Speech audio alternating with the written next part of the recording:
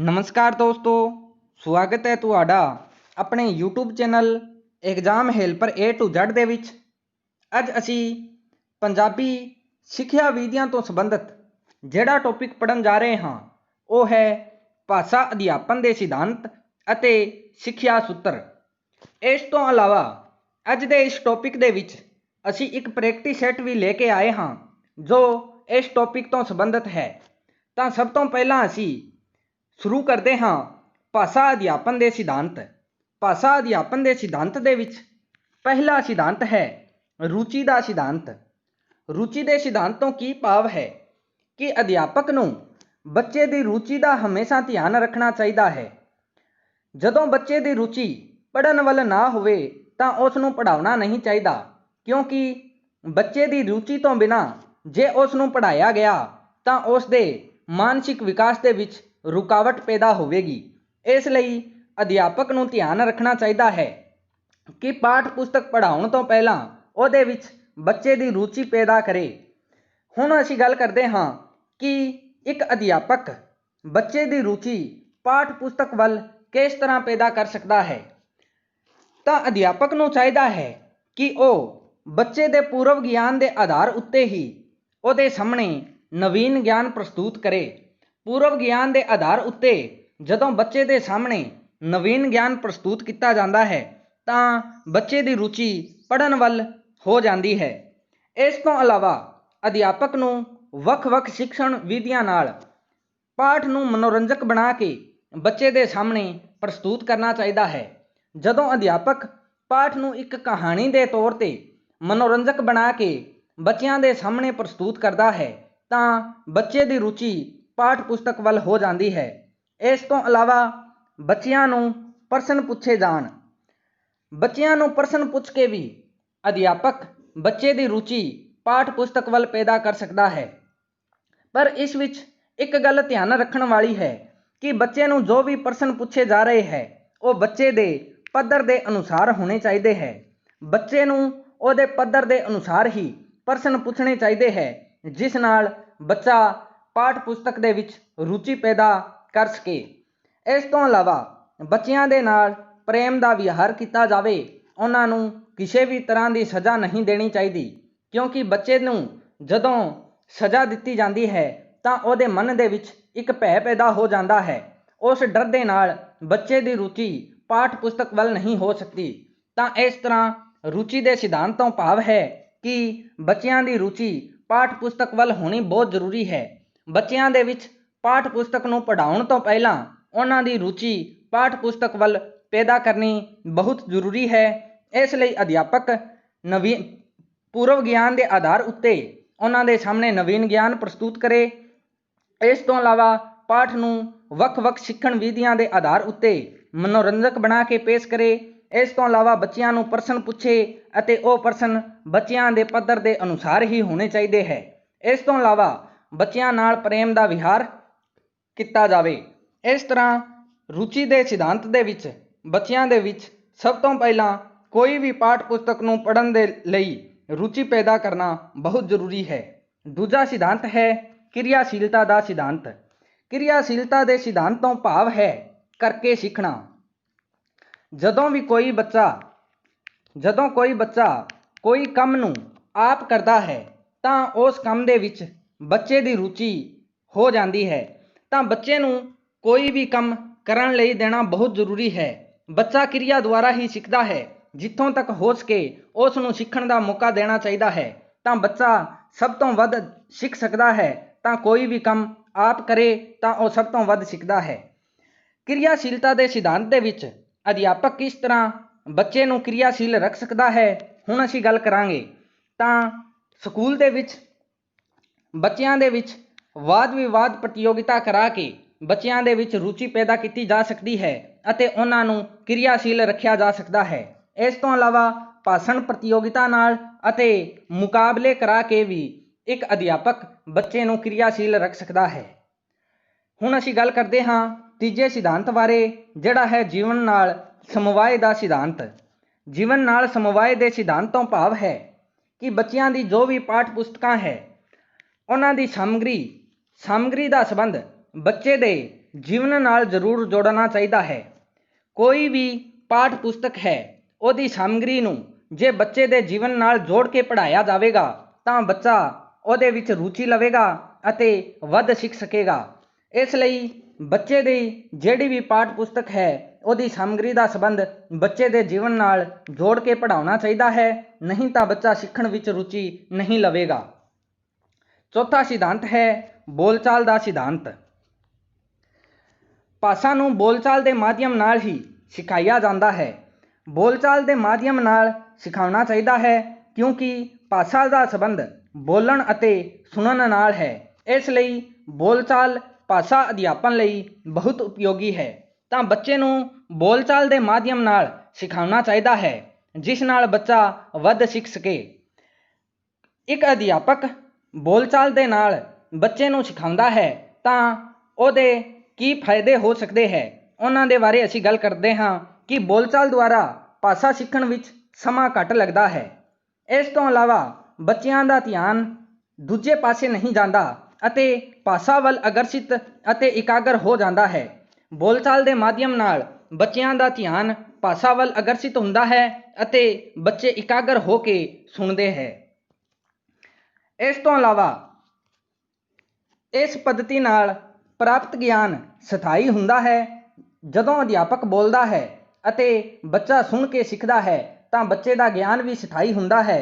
ਇਸ ਪद्धਤੀ ਨਾਲ ਸਮਾਂ ਵੀ ਘੱਟ ਲੱਗਦਾ ਹੈ ਅਤੇ ਬੱਚੇ ਜਿਹੜੇ ਹੈ ਉਹ ਵੱਧ ਸਿੱਖ ਸਕਦੇ ਹੈ। ਇਸ ਤੋਂ ਇਲਾਵਾ ਵਿਦਿਆਰਥੀਆਂ ਵਿੱਚ ਮੌਜੂਦ ਭਾਸ਼ਾ ਸੰਬੰਧੀ ਵਿਕਾਰਾਂ ਅਤੇ ਦੋਸ਼ਾਂ ਦਾ ਪਤਾ ਲੱਗਦਾ ਹੈ। ਬੋਲਚਾਲ ਦੇ ਨਾਲ ਬੱਚਾ ਕੋਈ ਸ਼ਬਦ ਨਾ ਬੋਲ ਸਕੇ ਤਾਂ ਬੱਚੇ ਨੂੰ ਜਦੋਂ ਬੋਲਚਾਲ ਦੇ ਨਾਲ ਪੜ੍ਹਾਇਆ ਜਾਂਦਾ ਹੈ ਤਾਂ ਉਹਦੇ ਭਾਸ਼ਾ ਸੰਬੰਧੀ ਵਿਕਾਰਾਂ ਨੂੰ ਦੂਰ ਕੀਤਾ ਜਾ ਸਕਦਾ ਹੈ ਅਤੇ ਉਹਨਾਂ ਦਾ ਪਤਾ ਲੱਗਦਾ ਹੈ ਕਿ ਬੋਲਚਾਲ ਦੇ ਨਾਲ ਬੱਚਾ ਜਿਹੜਾ ਹੈ ਉਹ ਕਿਸ ਸ਼ਬਦ ਨੂੰ ਨਹੀਂ ਬੋਲ ਸਕਦਾ, ਕਿਸ ਵਾਕ ਨੂੰ ਨਹੀਂ ਬੋਲ ਸਕਦਾ ਅਤੇ ਉਹਦੇ ਵਿੱਚ ਇਸ ਵਿਧੀ ਦੇ ਨਾਲ ਸੁਧਾਰ ਵੀ ਕੀਤਾ ਜਾ ਸਕਦਾ ਹੈ। ਅੱਗੇ ਹੈ ਅਭਿਆਸ ਦਾ ਸਿਧਾਂਤ।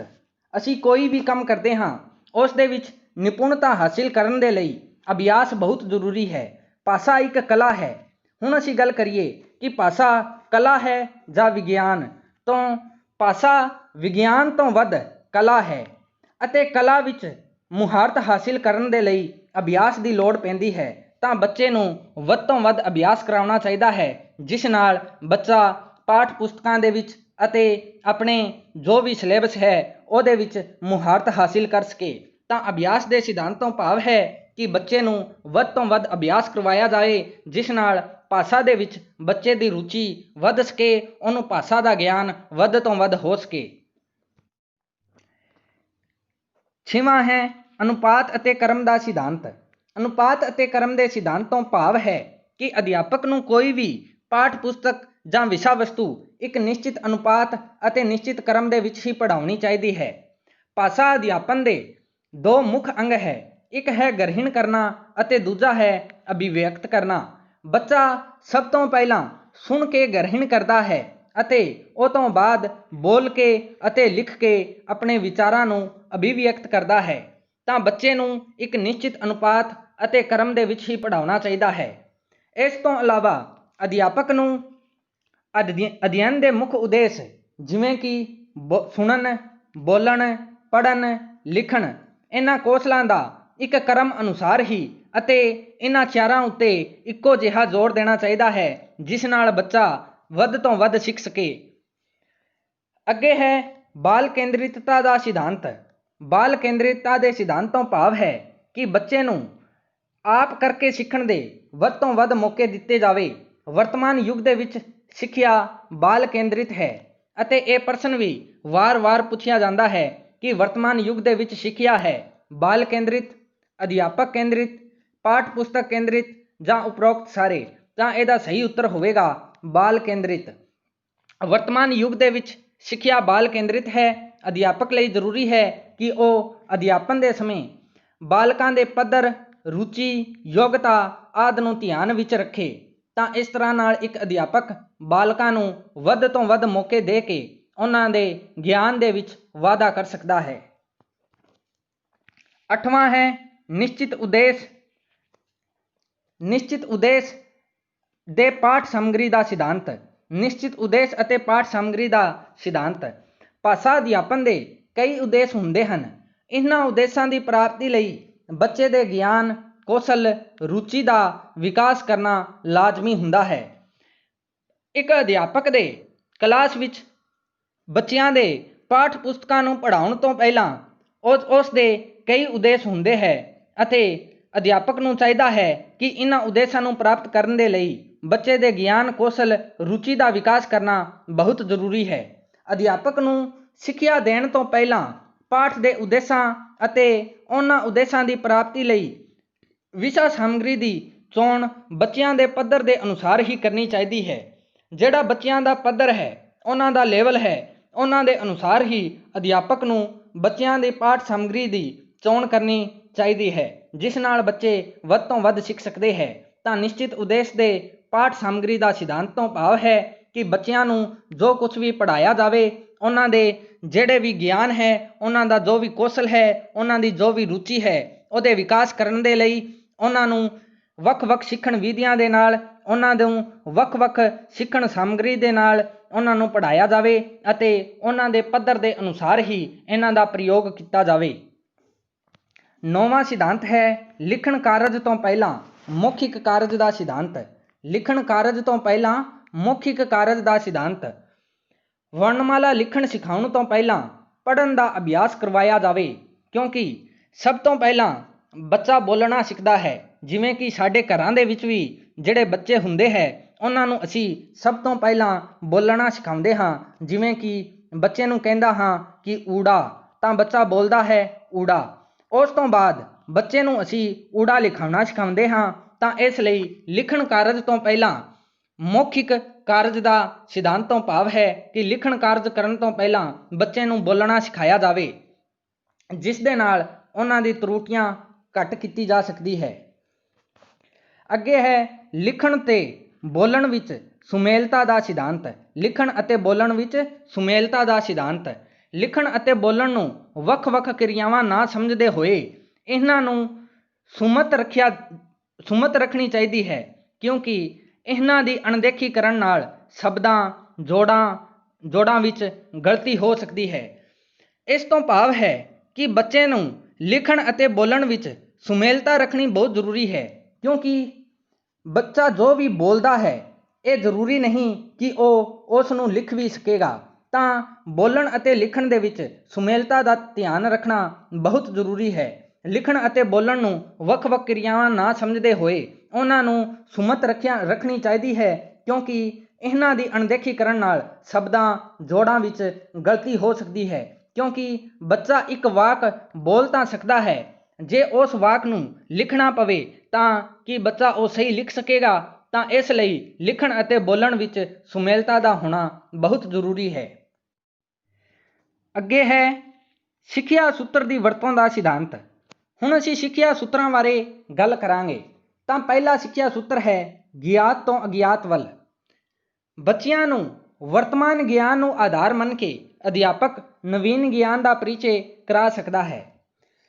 ਕਿ ਬੱਚੇ ਨੂੰ ਜੋ ਵੀ ਵਰਤਮਾਨ ਦੇ ਵਿੱਚ ਗਿਆਨ ਹੈ, ਜੋ ਕੁਝ ਵੀ ਬੱਚਾ ਜਾਣਦਾ ਹੈ, ਉਹਨੂੰ ਆਧਾਰ ਮੰਨ ਕੇ ਹੀ ਅੱਗੇ ਨਵੀਨ ਗਿਆਨ ਬੱਚੇ ਨੂੰ ਦਿੱਤਾ ਜਾਵੇ। ਜਿਵੇਂ ਕਿ ਬੱਚਾ ਮੰਨ ਲਓ ਮੇਜ਼ ਦੇ ਬਾਰੇ ਜਾਣਦਾ ਹੈ, ਬੱਚੇ ਨੂੰ ਮੇਜ਼ ਦਾ ਗਿਆਨ ਹੈ, ਤਾਂ ਮੇਜ਼ ਦੇ ਗਿਆਨ ਨੂੰ ਆਧਾਰ ਮੰਨ ਕੇ ਬੱਚੇ ਨੂੰ ਕੁਰਸੀ ਦਾ ਗਿਆਨ ਕਰਵਾਇਆ ਜਾ ਸਕਦਾ ਹੈ। ਤਾਂ ਬੱਚੇ ਨੂੰ ਮੇਜ਼ ਦੇ ਗਿਆਨ ਦੇ ਆਧਾਰ ਉੱਤੇ ਹੀ ਕੁਰਸੀ ਦਾ ਗਿਆਨ ਕਰਾਉਣਾ ਇਸ ਸਿੱਖਿਆ ਸੂਤਰ ਤੇ ਆਧਾਰਿਤ ਹੈ ਕਿ ਬੱਚੇ ਨੂੰ ਮੇਜ਼ ਦਾ ਗਿਆਨ ਹੈ, ਇਹ ਬੱਚੇ ਦਾ ਵਰਤਮਾਨ ਗਿਆਨ ਹੈ, ਅਤੇ ਬੱਚੇ ਨੂੰ ਮੇਜ਼ ਦੇ ਗਿਆਨ ਦੇ ਆਧਾਰ ਉੱਤੇ ਕੁਰਸੀ ਦਾ ਗਿਆਨ ਕਰਵਾਇਆ, ਇਹ ਬੱਚੇ ਦਾ ਕੀ ਹੈ? ਨਵੀਨ ਗਿਆਨ ਹੈ। ਇਸ ਤਰ੍ਹਾਂ ਇਹ ਸਿੱਖਿਆ ਸੂਤਰ ਗਿਆਤ ਤੋਂ ਅਗਿਆਤ ਵੱਲ ਹੈ। ਦੂਜਾ ਸਿੱਖਿਆ ਸੂਤਰ ਹੈ ਸਰਲ ਤੋਂ ਕਠਿਨ ਵੱਲ। ਸਰਲ ਤੋਂ ਕਠਿਨ ਵੱਲ ਦਾ ਭਾਵ ਹੈ ਕਿ ਬੱਚੇ ਨੂੰ ਸਭ ਤੋਂ ਪਹਿਲਾਂ ਸਰਲ ਚੀਜ਼ਾਂ ਦਾ ਗਿਆਨ ਕਰਵਾਇਆ ਜਾਵੇ। ਸਰਲ ਚੀਜ਼ਾਂ ਦੇ ਗਿਆਨ ਦੇ ਆਧਾਰ ਉੱਤੇ ਬੱਚੇ ਨੂੰ ਕਠਿਨ ਚੀਜ਼ਾਂ ਦਾ ਗਿਆਨ ਕਰਵਾਇਆ ਜਾ ਸਕਦਾ ਹੈ, ਕਿਉਂਕਿ ਪਹਿਲਾਂ ਸਰਲ ਚੀਜ਼ਾਂ ਦਾ ਗਿਆਨ ਦੇਣ ਨਾਲ ਬੱਚੇ ਦੀ ਰੁਚੀ ਪਾਠ ਪੁਸਤਕਾਂ ਵੱਲ ਵੱਧ ਜਾਂਦੀ ਹੈ, ਜਿਸ ਨਾਲ ਉਹ ਕਠਿਨ ਚੀਜ਼ਾਂ ਨੂੰ ਵੀ ਆਸਾਨੀ ਨਾਲ ਸਮਝ ਸਕਦੇ ਹੈ। ਪੁਸਤਕ ਪੜ੍ਹਾਉਣ ਲਈ ਪਹਿਲਾਂ ਸਰਲ ਪਾਠ ਅਤੇ ਬਾਅਦ ਦੇ ਵਿੱਚ ਕਠਿਨ ਪਾਠ ਪੜ੍ਹਾਉਣੇ ਚਾਹੀਦੇ ਹੈ। ਤਾਂ ਇਹ ਸਿੱਖਿਆ ਸੂਤਰ ਤੋਂ ਭਾਵ ਹੈ ਕਿ ਪਹਿਲਾਂ ਸਰਲ ਗਿਆਨ ਦੇਣਾ ਚਾਹੀਦਾ ਹੈ, ਉਸ ਤੋਂ ਬਾਅਦ ਕਠਿਨ ਗਿਆਨ ਦੇਣਾ ਚਾਹੀਦਾ ਹੈ, ਜਿਸ ਨਾਲ ਬੱਚੇ ਦੀ ਰੁਚੀ ਪੈਦਾ ਹੋ ਸਕੇ। ਤੀਜਾ ਹੈ ਵਿਸ਼ੇਸ਼ ਤੋਂ ਸਧਾਰਨ ਵੱਲ। ਬੱਚਿਆਂ ਨੂੰ ਸਧਾਰਨ ਸਿਧਾਂਤ ਜਾਂ ਨਿਯਮ ਦੱਸਣ ਤੋਂ ਪਹਿਲਾਂ ਵਿਸ਼ੇਸ਼ ਤੱਥ ਅਤੇ ਉਦਾਹਰਣਾਂ ਦੇਣੀਆਂ ਚਾਹੀਦੀਆਂ ਹਨ। ਬੱਚੇ ਉਹਨਾਂ ਸਾਰੀਆਂ ਉਦਾਹਰਣਾਂ ਤੋਂ ਆਪ ਨਿਯਮ ਕੱਢ ਲੈਂਦਾ ਹੈ। ਕੋਈ ਵੀ ਪਾਠ ਬੱਚੇ ਨੂੰ ਜਦੋਂ ਪੜ੍ਹਾਇਆ ਜਾਵੇ, ਉਸ ਤੋਂ ਪਹਿਲਾਂ ਉਸ ਪਾਠ ਨੂੰ ਸਮਝਾਉਣ ਦੇ ਲਈ, ਉਸ ਪਾਠ ਦੇ ਵਿੱਚ ਰੁਚੀ ਪੈਦਾ ਕਰਨ ਦੇ ਲਈ ਅਧਿਆਪਕ ਨੂੰ ਚਾਹੀਦਾ ਹੈ ਕਿ ਉਹ ਉਸ ਪਾਠ ਦੇ ਜੁੜਦੇ ਹੋਏ ਅਨੇਕਾਂ ਉਦਾਹਰਣਾਂ ਬੱਚਿਆਂ ਦੇ ਸਾਹਮਣੇ ਪੇਸ਼ ਕਰੇ, ਤਾਂ ਉਹਨਾਂ ਉਦਾਹਰਣਾਂ ਦੇ ਆਧਾਰ ਉੱਤੇ ਬੱਚਾ ਨਵੀਨ ਗਿਆਨ ਪ੍ਰਾਪਤ ਕਰ ਸਕਦਾ ਹੈ ਅਤੇ ਨਿਯਮ ਕੱਢ ਕੇ ਉਸ ਵਿਸ਼ਾ ਵਸਤੂ ਨੂੰ ਬੱਚਾ ਵੱਧ ਸਿੱਖ ਸਕਦਾ ਹੈ। ਚੌਥਾ ਹੈ ਸਥੂਲ ਤੋਂ ਸੂਖਮ ਵੱਲ।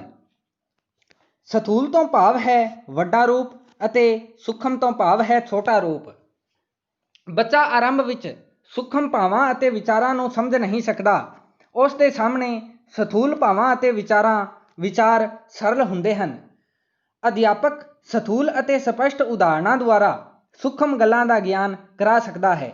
ਮੰਨ ਲਓ ਕਿ ਇੱਕ ਅਧਿਆਪਕ ਕਿਸੇ ਪਾਠ ਪੁਸਤਕ ਨੂੰ ਪੜ੍ਹਾਉਂਦੇ ਸਮੇਂ ਇੱਕ ਕਹਾਣੀ ਜਾਂ ਕਵਿਤਾ ਬੱਚੇ ਦੇ ਸਾਹਮਣੇ ਪੇਸ਼ ਕਰਦਾ ਹੈ, ਤਾਂ ਸਭ ਤੋਂ ਪਹਿਲਾਂ ਅਧਿਆਪਕ ਉਸ ਕਹਾਣੀ ਦੇ ਉਦਾਹਰਣ ਦੇ ਕੇ ਉਸ ਕਹਾਣੀ ਦੇ ਬਾਰੇ ਸਾਰੀ ਗੱਲ ਬੱਚਿਆਂ ਨੂੰ ਦੱਸੇ। ਉਸ ਤੋਂ ਬਾਅਦ ਇੱਕ ਇੱਕ ਗੱਲ ਕਰਕੇ ਉਸ ਕਹਾਣੀ ਨੂੰ ਸੂਖਮ ਰੂਪ ਵਿੱਚ ਬੱਚਿਆਂ ਦੇ ਸਾਹਮਣੇ ਪੇਸ਼ ਕਰੇ, ਤਾਂ ਅਧਿਆਪਕ ਸਥੂਲ ਅਤੇ ਸਪਸ਼ਟ ਉਦਾਹਰਣਾਂ ਦੁਆਰਾ ਸੂਖਮ ਗੱਲਾਂ ਦਾ ਗਿਆਨ ਕਰਾ ਸਕਦਾ ਹੈ। ਪੰਜਵਾਂ ਹੈ ਅਨਿਸ਼ਚਿਤ ਤੋਂ ਨਿਸ਼ਚਿਤ ਵੱਲ। ਸ਼ੁਰੂ ਵਿੱਚ ਬੱਚੇ ਦਾ ਗਿਆਨ ਅਨਿਸ਼ਚਿਤ ਅਤੇ ਅਸਪਸ਼ਟ ਹੁੰਦਾ ਹੈ। ਇਸ ਨੂੰ ਹੀ ਆਧਾਰ ਬਣਾ ਕੇ ਗਿਆਨ ਦੇਣਾ ਚਾਹੀਦਾ ਹੈ। ਜੋ ਵੀ ਅਨਿਸ਼ਚਿਤ ਗਿਆਨ ਹੈ, ਅਸਪਸ਼ਟ ਗਿਆਨ ਬੱਚੇ ਕੋਲੇ ਹੈ, ਉਹਨੂੰ ਆਧਾਰ ਬਣਾਉਣਾ ਅਤੇ ਉਹਦੇ ਆਧਾਰ ਉੱਤੇ ਹੀ ਨਿਸ਼ਚਿਤ ਅਤੇ ਸਪਸ਼ਟ ਗਿਆਨ ਬੱਚੇ ਨੂੰ ਦੇਣਾ ਚਾਹੀਦਾ ਹੈ। ਅੱਗੇ ਹੈ ਪੂਰਨ ਤੋਂ ਅੰਸ਼ ਵੱਲ। ਪੂਰਨ ਤੋਂ ਅੰਸ਼ ਵੱਲ ਦਾ ਕੀ ਭਾਵ ਹੈ ਕਿ ਬੱਚੇ ਦਾ ਧਿਆਨ ਪਹਿਲਾਂ ਪੂਰਨਤਾ ਵੱਲ ਜਾਂਦਾ ਹੈ, ਫਿਰ ਉਸ ਦੇ ਅੰਗਾਂ ਵੱਲ। ਮੰਨ ਲਓ ਕੋਈ ਵੀ ਮਨੁੱਖ ਹੈ, ਮਨੁੱਖ ਦੇ ਸਰੀਰ ਦੇ ਬਾਰੇ ਬੱਚੇ ਨੂੰ ਪੜ੍ਹਾਉਣਾ ਹੈ, ਤਾਂ ਜਦੋਂ ਮਨੁੱਖ ਦੀ ਫੋਟੋ ਬੱਚੇ ਦੇ ਸਾਹਮਣੇ ਪੇਸ਼ ਕੀਤੀ ਜਾਂਦੀ ਹੈ, ਤਾਂ ਬੱਚੇ ਦਾ ਧਿਆਨ ਸਭ ਤੋਂ ਪਹਿਲਾਂ ਪੂਰੀ ਫੋਟੋ ਵੱਲ ਜਾਂਦਾ ਹੈ। ਉਹ ਪੂਰੇ ਸਰੀਰ ਨੂੰ ਵੇਖਦਾ ਹੈ, ਨਾ ਕਿ ਉਹਦੇ ਅੰਗਾਂ ਵੱਲ। ਤਾਂ ਬੱਚੇ ਨੂੰ ਸਭ ਤੋਂ ਪਹਿਲਾਂ ਫੋਟੋ ਵਿਖਾ ਕੇ ਉਹ ਤੋਂ ਬਾਅਦ ਬੱਚੇ ਨੂੰ ਇਹ ਗਿਆਨ ਕਰਵਾਇਆ ਜਾ ਸਕਦਾ ਹੈ ਕਿ ਮਨੁੱਖ ਦੇ 2 ਅੱਖਾਂ ਹੁੰਦੀਆਂ ਹੈ, ਇੱਕ ਮੂੰਹ ਹੁੰਦਾ ਹੈ, ਸਿਰ ਹੁੰਦਾ ਹੈ, ਇਸ ਤੋਂ ਇਲਾਵਾ 2 ਹੱਥ ਹੁੰਦੇ ਹੈ, 2 ਪੈਰ ਹੁੰਦੇ ਹੈ। ਇਸ ਤਰ੍ਹਾਂ ਨਾਲ ਸਭ ਤੋਂ ਪਹਿਲਾਂ ਪੂਰਨ ਗਿਆਨ ਦਿੱਤਾ ਜਾਵੇ, ਜਿਵੇਂ ਕਿ ਪੂਰੇ ਮਨੁੱਖ ਦੀ ਫੋਟੋ ਬੱਚੇ ਦੇ ਸਾਹਮਣੇ ਪੇਸ਼ ਕੀਤੀ ਜਾਵੇ। ਉਸ ਤੋਂ ਬਾਅਦ ਉਹਦੇ ਅੰਗਾਂ ਬਾਰੇ ਉਹਨੂੰ ਗਿਆਨ ਕਰਵਾਇਆ ਜਾਵੇ। ਇਹ ਸਿੱਖਿਆ ਸੂਤਰ ਪੂਰਨ ਤੋਂ ਅੰਸ਼ ਵੱਲ ਦੇ ਉੱਤੇ ਆਧਾਰਿਤ ਹੈ। ਇਸ ਤੋਂ ਇਲਾਵਾ ਇਸ ਸਿੱਖਿਆ ਸੂਤਰ ਦੇ ਵਿੱਚ ਗੱਲ ਕਰੀਏ ਤਾਂ ਪਹਿਲਾਂ ਵਾਕ, ਫਿਰ ਸ਼ਬਦ ਅਤੇ ਫਿਰ ਅੱਖਰਾਂ ਦੀ ਸਿੱਖਿਆ ਦਿੱਤੀ ਜਾਵੇ। ਸਭ ਤੋਂ ਪਹਿਲਾਂ ਬੱਚੇ ਦੇ ਸਾਹਮਣੇ ਇੱਕ ਵਾਕ ਪੇਸ਼ ਕੀਤਾ ਜਾਵੇ। ਜਦੋਂ ਬੱਚਾ ਵਾਕ ਨੂੰ ਪੜ੍ਹਦਾ ਹੈ, ਤਾਂ ਉਹ ਤੋਂ ਬਾਅਦ ਸ਼ਬਦਾਂ ਦਾ ਗਿਆਨ ਅਤੇ ਉਹ ਤੋਂ ਬਾਅਦ ਅੱਖਰਾਂ ਦਾ ਗਿਆਨ ਬੱਚੇ ਨੂੰ ਦਿੱਤਾ ਜਾਣਾ ਚਾਹੀਦਾ ਹੈ। ਇਹ ਸਿੱਖਿਆ ਸੂਤਰ ਜਿਹੜਾ ਹੈ ਇਹ ਪੂਰਨ ਤੋਂ ਅੰਸ਼ ਦੇ ਉੱਤੇ ਆਧਾਰਿਤ ਹੈ। 8ਵਾਂ ਹੈ ਆਗਮਨ ਤੋਂ ਨਿਗਮਨ ਵੱਲ। ਉਦਾਹਰਣ ਤੋਂ ਨਿਰੀਖਣ ਦੁਆਰਾ ਨਿਯਮ ਬਣਾਏ ਜਾਂਦੇ ਹੈ। ਉਦਾਹਰਣ ਤੋਂ ਨਿਰੀਖਣ ਦੁਆਰਾ ਨਿਯਮ ਬਣਾਏ ਜਾਂਦੇ ਹੈ। ਆਗਮਨ ਤੋਂ ਨਿਗਮਨ ਵੱਲ ਦਾ ਭਾਵ ਹੈ ਕਿ ਸਭ ਤੋਂ ਪਹਿਲਾਂ ਬੱਚੇ ਦੇ ਸਾਹਮਣੇ ਕੋਈ ਵੀ ਉਦਾਹਰਣ ਦਿੱਤਾ ਜਾਵੇ। ਉਦਾਹਰਣ ਦੇ ਕੇ ਉਹਨਾਂ ਦੇ ਨਿਯਮਾਂ ਦੇ ਬਾਰੇ ਬੱਚੇ ਨੂੰ ਗਿਆਨ ਕਰਵਾਇਆ ਜਾਵੇ। ਇਹ ਸਿੱਖਿਆ ਸੂਤਰ ਇਸੇ ਉੱਤੇ ਆਧਾਰਿਤ ਹੈ, ਆਗਮਨ ਤੇ ਨਿਗਮਨ ਵੱਲ। ਇਸ ਦੇ ਵਿੱਚ ਪਹਿਲਾਂ ਉਦਾਹਰਣ ਦਿੱਤਾ ਜਾਂਦਾ ਹੈ, ਉਸ ਤੋਂ ਬਾਅਦ ਇਹਨਾਂ ਉਦਾਹਰਣਾਂ ਦੇ ਰਾਹੀਂ ਅੱਗੇ ਨਿਯਮ ਬਣਾਏ ਜਾਂਦੇ ਹੈ। ਅੱਗੇ ਹੈ ਵਿਸ਼ਲੇਸ਼ਣ ਤੋਂ ਸੰਸ਼ਲੇਸ਼ਣ ਵੱਲ। ਵਿਸ਼ਲੇਸ਼ਣ ਬੱਚੇ ਕਿਸ ਗੱਲ ਨੂੰ ਸਮਝਣ ਬਾਰੇ ਸਹਾਇਤਾ ਪ੍ਰਦਾਨ ਕਰਦੇ ਹੈ। ਕਿਸੇ ਗੱਲ ਨੂੰ ਸਮਝਣ ਦੇ ਬਾਰੇ ਵਿਸ਼ਲੇਸ਼ਣ ਸਹਾਇਤਾ ਪ੍ਰਦਾਨ ਕਰਦੇ ਹੈ ਅਤੇ ਸੰਸ਼ਲੇਸ਼ਣ ਉਸ ਬਾਰੇ ਗਿਆਨ ਨੂੰ ਨਿਸ਼ਚਿਤ ਸਰੂਪ ਦਿੰਦਾ ਹੈ। ਤਾਂ ਇਸ ਤਰ੍ਹਾਂ ਬੱਚੇ ਨੂੰ ਵਿਸ਼ਲੇਸ਼ਣ ਤੋਂ ਸੰਸ਼ਲੇਸ਼ਣ ਦੇ ਦੁਆਰਾ ਗਿਆਨ ਦਿੱਤਾ ਜਾ ਸਕਦਾ ਹੈ, ਕਿਉਂਕਿ ਵਿਸ਼ਲੇਸ਼ਣ ਦੁਆਰਾ ਬੱਚੇ ਨੂੰ ਕਿਸੇ ਗੱਲ ਨੂੰ ਸਮਝਣ ਬਾਰੇ ਸਹਾਇਤਾ ਪ੍ਰਦਾਨ ਹੁੰਦੀ ਹੈ ਅਤੇ ਸੰਸ਼ਲੇਸ਼ਣ ਉਸ ਬਾਰੇ ਗਿਆਨ ਨੂੰ ਨਿਸ਼ਚਿਤ ਸਰੂਪ ਦਿੰਦਾ ਹੈ। ਅੱਗੇ ਹੈ ਮੂਰਤ ਤੋਂ ਅਮੂਰਤ ਵੱਲ। ਮੂਰਤ ਤੋਂ ਭਾਵ ਹੈ ਜਿਸ ਨੂੰ ਬੱਚੇ ਨੇ ਵੇਖ ਲਿਆ ਹੈ ਅਤੇ ਜਿਸ ਦੇ ਬਾਰੇ ਬੱਚੇ ਨੂੰ ਗਿਆਨ ਹੈ, ਅਤੇ ਅਮੂਰਤ ਤੋਂ ਭਾਵ ਹੈ ਜਿਹਦਾ ਗਿਆਨ ਬੱਚੇ ਨੂੰ ਨਹੀਂ ਹੈ, ਜਿਹਨੂੰ ਬੱਚੇ ਨੇ ਹਲੇ ਤੱਕ ਨਹੀਂ ਵੇਖਿਆ ਹੈ, ਉਹ ਬੱਚੇ ਦੇ ਲਈ ਅਮੂਰਤ ਗਿਆਨ ਹੈ। ਤਾਂ ਬੱਚੇ ਸ਼ੁਰੂ ਵਿੱਚ ਅਮੂਰਤ ਭਾਵਾਂ ਨੂੰ ਨਹੀਂ ਸਮਝ ਸਕਦੇ, ਸੋ ਪਹਿਲਾਂ ਸਪਸ਼ਟ ਉਦਾਹਰਣ ਹੀ ਪੇਸ਼ ਕਰਨੇ ਚਾਹੀਦੇ ਹੈ। ਮੰਨ ਲਓ ਇੱਕ ਬੱਚਾ ਮੱਝ ਦੇ ਬਾਰੇ ਨਹੀਂ ਜਾਣਦਾ, ਬੱਚੇ ਨੇ ਹਲੇ ਤੱਕ ਮੱਝ ਨਹੀਂ ਵੇਖੀ, ਤਾਂ ਬੱਚੇ ਨੂੰ ਮੱਝ ਦਾ ਗਿਆਨ ਕਰਾਉਣ ਦੇ ਲਈ ਬੱਚੇ ਦੇ ਸਾਹਮਣੇ ਮੱਝ ਦੀ ਫੋਟੋ ਰੱਖੀ ਜਾਵੇ ਕਿ ਮੱਝ ਜਿਹੜੀ ਹੁੰਦੀ ਹੈ ਉਹ ਕਾਲੇ ਰੰਗ ਦੀ ਹੁੰਦੀ ਹੈ, ਇਹਦੀਆਂ 4 ਲੱਤਾਂ ਹੁੰਦੀਆਂ ਹੈ, ਇੱਕ ਪੁੱਛ ਹੁੰਦੀ ਹੈ, ਇਹ ਸਾਨੂੰ ਦੁੱਧ ਦਿੰਦੀ ਹੈ। ਇਸ ਤਰ੍ਹਾਂ ਬੱਚੇ ਨੂੰ ਬਤਾਇਆ ਜਾਵੇ। ਇਹ ਜਦੋਂ ਤੱਕ ਬੱਚਾ ਮੱਝ ਦੇ ਬਾਰੇ ਨਹੀਂ ਜਾਣਦਾ, ਮੱਝ ਨੂੰ ਨਹੀਂ ਵੇਖਿਆ, ਉਦੋਂ ਤੱਕ ਬੱਚੇ ਦਾ ਗਿਆਨ ਮੱਝ ਦੇ ਬਾਰੇ ਕੀ ਹੈ, ਅਮੂਰਤ ਗਿਆਨ ਹੈ, ਕਿਉਂਕਿ ਮੱਝ ਦੇ ਬਾਰੇ ਬੱਚਾ ਹਲੇ ਤੱਕ ਨਹੀਂ ਜਾਣਦਾ। ਉਸ ਤੋਂ ਬਾਅਦ ਜਦੋਂ ਬੱਚੇ ਨੂੰ ਇਸ ਤਰ੍ਹਾਂ ਗਿਆਨ ਦਿੱਤਾ ਜਾਵੇਗਾ ਤਾਂ ਬੱਚੇ ਦੇ ਸਾਹਮਣੇ ਜਦੋਂ ਵੀ ਮੱਝ ਆਵੇਗੀ ਤਾਂ ਉਹ ਸਮਝ ਜਾਵੇਗਾ ਕਿ ਇਹ ਕੀ ਹੈ, ਮੱਝ ਹੈ। ਤਾਂ ਬੱਚੇ ਨੂੰ ਸ਼ੁਰੂ ਵਿੱਚ ਅਮੂਰਤ ਭਾਵਾਂ ਨੂੰ ਨਹੀਂ ਸਮਝ ਸਕਦੇ, ਸੋ ਪਹਿਲਾਂ ਸਪਸ਼ਟ ਉਦਾਹਰਣ ਹੀ ਪੇਸ਼ ਕਰਨੇ ਚਾਹੀਦੇ ਹੈ। ਇਸ ਤਰ੍ਹਾਂ ਸਪਸ਼ਟ ਉਦਾਹਰਣ ਪੇਸ਼ ਕਰਕੇ ਬੱਚਿਆਂ ਨੂੰ ਗਿਆਨ ਦਿੱਤਾ ਜਾ ਸਕਦਾ ਹੈ। ਅੱਗੇ ਹੈ ਪ੍ਰੈਕਟਿਸ ਸੈੱਟ। ਪ੍ਰੈਕਟਿਸ ਸੈੱਟ ਦਾ ਪਹਿਲਾ ਪ੍ਰਸ਼ਨ ਹੈ, ਕਿਹੜੀ ਭਾਸ਼ਾ ਬੱਚਾ ਸਕੂਲ ਵਿੱਚੋਂ ਗ੍ਰਹਿਣ ਕਰਦਾ ਹੈ? ਕਿਹੜੀ ਭਾਸ਼ਾ ਬੱਚਾ ਸਕੂਲ ਵਿੱਚੋਂ ਗ੍ਰਹਿਣ ਕਰਦਾ ਹੈ? ਮਾਤ ਭਾਸ਼ਾ, ਪਹਿਲੀ ਭਾਸ਼ਾ, ਦੂਜੀ ਭਾਸ਼ਾ ਜਾਂ ਵਿਦੇਸ਼ੀ ਭਾਸ਼ਾ? ਤਾਂ ਇਹਦਾ ਸਹੀ ਉੱਤਰ ਹੈ ਪਹਿਲੀ ਭਾਸ਼ਾ। ਮਾਤ ਭਾਸ਼ਾ ਜਿਹੜੀ ਬੱਚਾ ਮਾਂ ਦੇ ਮੁਖ ਰਾਹੀਂ ਸਿੱਖਦਾ ਹੈ, ਸਮਾਜ ਵਿੱਚ ਪਰਿਵਾਰ ਵਿੱਚ ਰਹਿੰਦਾ ਹੋਇਆ ਬੱਚਾ ਜਿਹੜੀ ਸਿੱਖਦਾ ਹੈ ਉਹ ਮਾਤ ਭਾਸ਼ਾ ਹੈ, ਅਤੇ ਬੱਚਾ ਜਨਮ ਤੋਂ ਬਾਅਦ ਸਭ ਤੋਂ ਪਹਿਲਾਂ ਮਾਤ ਭਾਸ਼ਾ ਹੀ ਸਿੱਖਦਾ ਹੈ।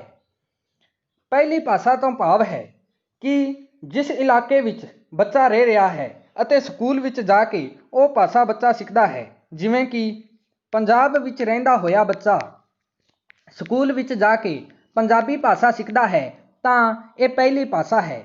ਦੂਜੀ ਭਾਸ਼ਾ ਤੋਂ ਕੀ ਭਾਵ ਹੈ? ਦੂਜੀ ਭਾਸ਼ਾ ਤੋਂ ਭਾਵ ਹੈ, ਮੰਨ ਲਓ ਜਿਵੇਂ ਕੋਈ ਰਾਜਸਥਾਨ ਦਾ ਬੰਦਾ ਪੰਜਾਬੀ ਸਿੱਖਦਾ ਹੈ, ਰਾਜਸਥਾਨ ਦਾ ਕੋਈ ਵੀ ਬੱਚਾ ਪੰਜਾਬੀ ਸਿੱਖਦਾ ਹੈ ਤਾਂ ਉਹਦੇ ਲਈ ਦੂਜੀ ਭਾਸ਼ਾ ਹੈ।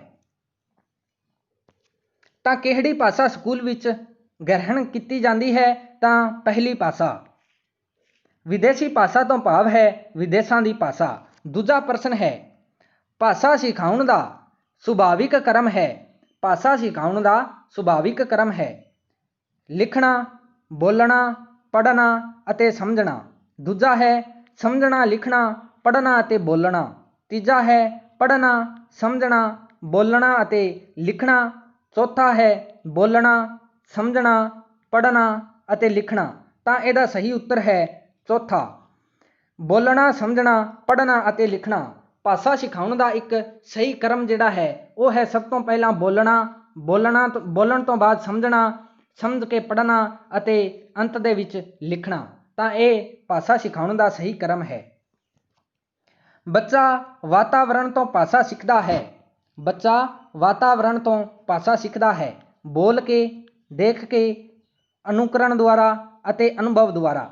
ਤਾਂ ਬੱਚਾ ਵਾਤਾਵਰਣ ਦੇ ਵਿੱਚ ਅਨੁਕਰਨ ਦੁਆਰਾ ਭਾਸ਼ਾ ਸਿੱਖਦਾ ਹੈ, ਕਿਉਂਕਿ ਬੱਚਾ ਜਿਹੜੇ ਵਾਤਾਵਰਣ ਦੇ ਵਿੱਚ ਰਹਿੰਦਾ ਹੈ ਉਹ ਉਸੇ ਤਰ੍ਹਾਂ ਦੀ ਭਾਸ਼ਾ ਸਿੱਖਦਾ ਹੈ। ਤਾਂ ਬੱਚਾ ਵਾਤਾਵਰਣ ਤੋਂ ਭਾਸ਼ਾ ਸਿੱਖਦਾ ਹੈ ਅਨੁਕਰਨ ਦੁਆਰਾ। ਅਨੁਕਰਨ ਤੋਂ ਭਾਵ ਹੈ ਨਕਲ ਕਰਕੇ, ਦੂਜਿਆਂ ਨੂੰ ਵੇਖ ਕੇ, ਦੂਜਿਆਂ ਦੀ ਨਕਲ ਕਰਕੇ ਬੱਚਾ ਸਿੱਖ ਜਾਂਦਾ ਹੈ। ਭਾਸ਼ਾ ਸਿੱਖਿਆ ਵਿੱਚ ਮਹੱਤਵ ਹੁੰਦਾ ਹੈ। ਭਾਸ਼ਾ ਸਿੱਖਿਆ ਵਿੱਚ ਮਹੱਤਵ ਹੁੰਦਾ ਹੈ ਭਾਸ਼ਾ ਦੀ ਪ੍ਰਕਿਰਤੀ ਦਾ, ਸੂਚਨਾਵਾਂ ਦਾ। ਤੀਜਾ ਹੈ ਵਿਅਕਤੀਤਾ ਦਾ ਅਤੇ ਚੌਥਾ ਹੈ ਇਹਨਾਂ ਵਿੱਚੋਂ ਕੋਈ ਨਹੀਂ। ਤਾਂ ਇਹਦਾ ਸਹੀ ਉੱਤਰ ਹੈ ਭਾਸ਼ਾ ਦੀ ਪ੍ਰਕਿਰਤੀ ਦਾ। ਭਾਸ਼ਾ ਸਿੱਖਿਆ ਵਿੱਚ ਭਾਸ਼ਾ ਦੀ ਪ੍ਰਕਿਰਤੀ ਦਾ ਬਹੁਤ ਮਹੱਤਵ ਹੁੰਦਾ ਹੈ, ਕਿਉਂਕਿ ਭਾਸ਼ਾ ਦੀ ਪ੍ਰਕਿਰਤੀ ਜੇ ਕਠਿਨ ਹੋਵੇਗੀ ਤਾਂ ਬੱਚਾ ਘੱਟ ਸਿੱਖ ਸਕੇਗਾ, ਅਤੇ ਭਾਸ਼ਾ ਦੀ ਪ੍ਰਕਿਰਤੀ ਜੇ ਸਰਲ ਹੋਵੇਗੀ ਤਾਂ ਬੱਚਾ ਵੱਧ ਸਿੱਖ ਸਕਦਾ ਹੈ। ਤਾਂ ਭਾਸ਼ਾ ਸਿੱਖਿਆ ਦੇ ਵਿੱਚ ਭਾਸ਼ਾ ਦੀ ਪ੍ਰਕਿਰਤੀ ਦਾ ਬਹੁਤ ਜ਼ਿਆਦਾ ਮਹੱਤਵ ਹੈ। ਪੰਜਵਾਂ ਪ੍ਰਸ਼ਨ ਹੈ, ਭਾਸ਼ਾ ਸਿੱਖਿਆ ਵਿੱਚ ਕਿਹੜੇ ਭਾਸ਼ਾ ਸਿੱਖਿਆ ਉਦੇਸ਼ਾਂ ਦੀ ਪ੍ਰਾਪਤੀ ਹੋਣੀ ਚਾਹੀਦੀ ਹੈ? ਭਾਸ਼ਾ ਸਿੱਖਿਆ ਵਿੱਚ ਕਿਹੜੇ ਭਾਸ਼ਾ ਸਿੱਖਿਆ ਉਦੇਸ਼ਾਂ ਦੀ ਪ੍ਰਾਪਤੀ ਹੋਣੀ ਚਾਹੀਦੀ ਹੈ? ਵਿਆਕਰਣ ਦੀ ਸਿੱਖਿਆ, ਸੁਲੇਖਾਂ ਦੀ ਸਿੱਖਿਆ, ਗਿਆਨ ਦਾ ਵਾਧਾ, ਸਾਰੇ ਉਦੇਸ਼ਾਂ ਦੀ ਪ੍ਰਾਪਤੀ ਇੱਕ ਨਿਸ਼ਚਿਤ ਅਨੁਪਾਤ ਵਿੱਚ।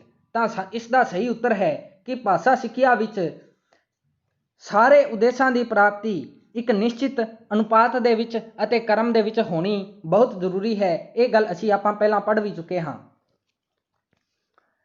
ਅੱਗੇ ਹੈ ਅਧਿਆਪਕ ਨੂੰ ਭਾਸ਼ਾ ਸਿਖਲਾਈ ਦੇ ਸਮੇਂ ਕਿਹੜੀ ਗੱਲ 'ਤੇ ਬਲ ਦੇਣਾ ਚਾਹੀਦਾ ਹੈ। ਅਧਿਆਪਕ ਨੂੰ ਭਾਸ਼ਾ ਸਿਖਲਾਈ ਦੇ ਸਮੇਂ ਕਿਹੜੀ ਗੱਲ ਦੇ ਉੱਤੇ ਬਲ ਦੇਣਾ ਚਾਹੀਦਾ ਹੈ। ਭਾਸ਼ਾ ਦੀ ਕਿਤਾਬ ਉੱਤੇ, ਭਾਸ਼ਾਈ ਪਰੀਖਣ ਉੱਤੇ, ਭਾਸ਼ਾ ਇਸਤੇਮਾਲ ਕਰਨ ਲਈ ਮੌਕੇ ਅਤੇ ਇਹਨਾਂ ਵਿੱਚੋਂ ਕੋਈ ਨਹੀਂ।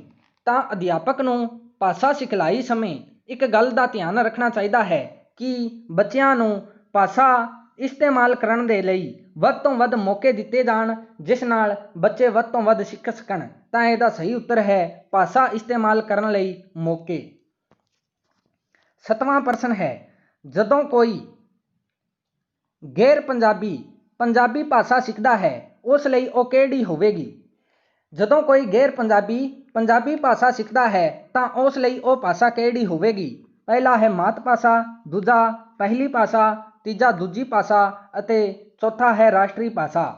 ਤਾਂ ਇਹਦਾ ਸਹੀ ਉੱਤਰ ਹੈ ਦੂਜੀ ਭਾਸ਼ਾ। ਜਦੋਂ ਕੋਈ ਗੈਰ ਪੰਜਾਬੀ ਦਾ ਭਾਵ ਹੈ ਜੋ ਪੰਜਾਬ ਦਾ ਬੰਦਾ ਨਾ ਹੋਵੇ, ਉਹ ਪੰਜਾਬੀ ਭਾਸ਼ਾ ਸਿੱਖੇ ਤਾਂ ਉਹ ਭਾਸ਼ਾ ਉਹਦੇ ਲਈ ਦੂਜੀ ਭਾਸ਼ਾ ਹੈ। ਪੰਜਾਬ ਦਾ ਬੱਚਾ ਪੰਜਾਬ ਵਿੱਚ ਪੰਜਾਬੀ ਭਾਸ਼ਾ ਸਿੱਖਦਾ ਹੈ, ਸਕੂਲ ਵਿੱਚ ਜਾ ਕੇ ਪੰਜਾਬੀ ਸਿੱਖਦਾ ਹੈ ਅਤੇ ਉਹ ਪੰਜਾਬ ਦਾ ਰਹਿਣ ਵਾਲਾ ਹੈ, ਤਾਂ ਉਹਦੇ ਲਈ ਸਕੂਲ ਵਿੱਚ ਸਿੱਖੀ ਗਈ ਉਹ ਭਾਸ਼ਾ ਪਹਿਲੀ ਭਾਸ਼ਾ ਹੈ। ਮਾਤ ਭਾਸ਼ਾ ਮਾਂ ਦੇ ਮੁਖ ਤੋਂ ਸਿੱਖੀ ਗਈ ਭਾਸ਼ਾ ਅਤੇ ਰਾਸ਼ਟਰੀ ਭਾਸ਼ਾ ਕਿਸੇ ਦੇਸ਼ ਦੀ ਕੇਂਦਰੀ ਭਾਸ਼ਾ ਹੁੰਦੀ ਹੈ ਜਿਹਦੇ ਵਿੱਚ ਉਸ ਦੇਸ਼ ਦਾ ਸਾਰਾ ਰਾਜ-ਕਾਜ ਹੁੰਦਾ ਹੈ। ਤਾਂ ਇਹਦਾ ਸਹੀ ਉੱਤਰ ਹੈ ਦੂਜੀ ਭਾਸ਼ਾ।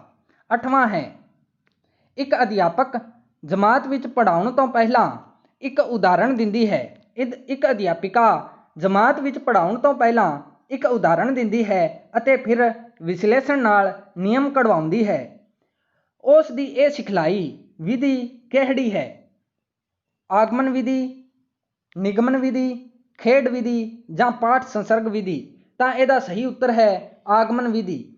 ਇੱਕ ਅਧਿਆਪਿਕਾ ਜਮਾਤ ਵਿੱਚ ਪੜ੍ਹਾਉਣ ਤੋਂ ਪਹਿਲਾਂ ਉਦਾਹਰਣ ਦਿੰਦੀ ਹੈ ਅਤੇ ਫਿਰ ਵਿਸ਼ਲੇਸ਼ਣ ਨਾਲ ਨਿਯਮ ਕਢਵਾਉਂਦੀ ਹੈ। ਤਾਂ ਉਦਾਹਰਣ ਤੋਂ